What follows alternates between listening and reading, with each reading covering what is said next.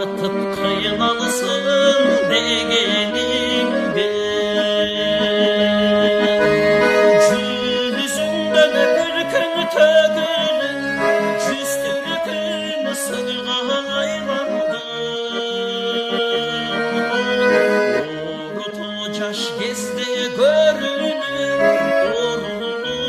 kıldığın adamdı yüzünden gülkün tögülün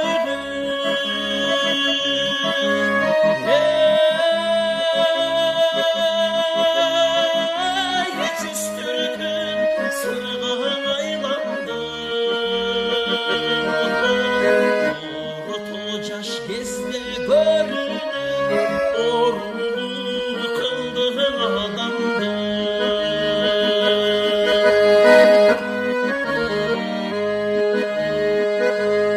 Şaştık gezim bekerken ötkündü